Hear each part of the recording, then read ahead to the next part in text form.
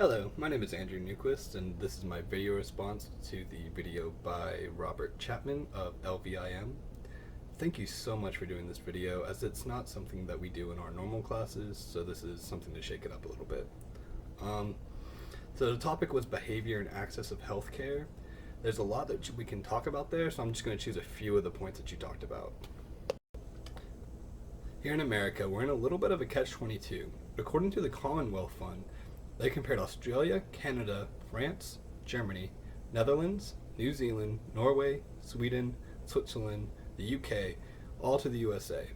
They found that while we might lead in development, we trail on everything else about access. Quote, the results suggest that the US healthcare system should look at other countries' approaches if it wants to achieve an affordable, high-performing healthcare system that serves all Americans.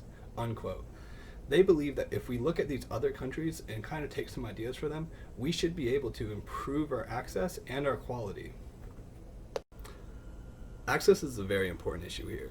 Without access, we're having people who cannot pay for the health insurance pay retail price for their health care. And that just doesn't really make sense, because if they can't afford the health insurance, they definitely cannot afford a retail cost quality health care. If we can improve the insurance system, or have another system such as what England has where you buy in, that could improve how people are spending on healthcare cost. And on the subject of cost and how much it costs to be insured, the number one reason why people aren't insured in the first place is because they can't afford the insurance. If you can't afford the insurance, you can't afford the later on cost.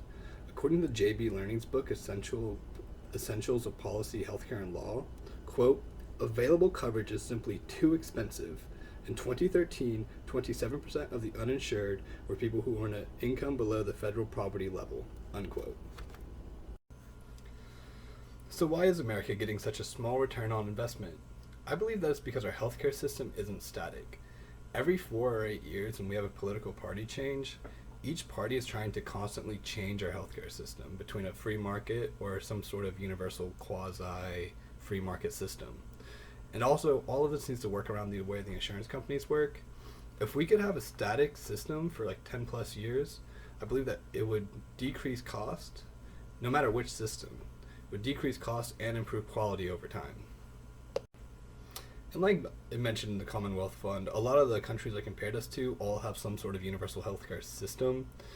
So if we maybe adopted some aspects of that, it would help a lot, because that way you have a static system where there's a determined price from the government of how much each care is going to cost. So overall, that would decrease a lot of the access cost, and it would mean more people staying healthy and not having to go to the ER.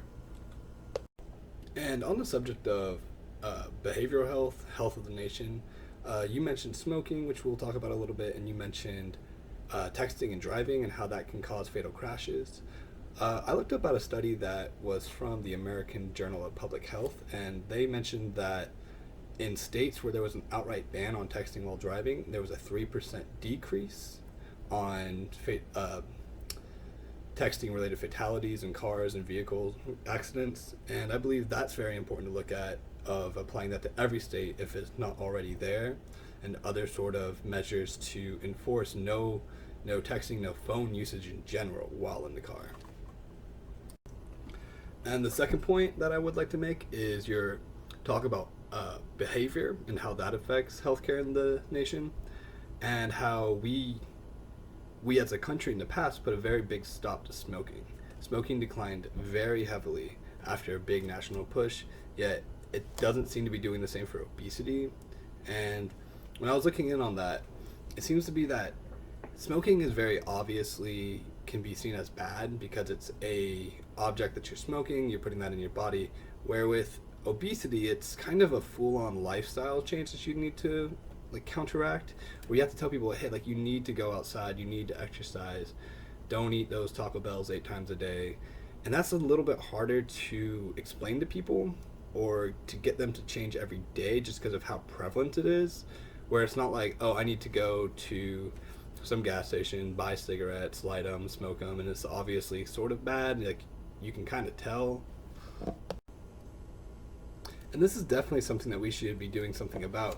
I mean, according to Stanford Health, 35% of women, adults, are overweight, and 31% of males are overweight, with 15% of children between the ages of 6 and 19 overweight. And those are dangerous figures. That is a significant portion of our population. And we need to be pushing for the same amount of like push we did to anti-smoking over lung cancer, because obesity causes so many different diseases. It generally ruins your life, and people aren't making a big push against it.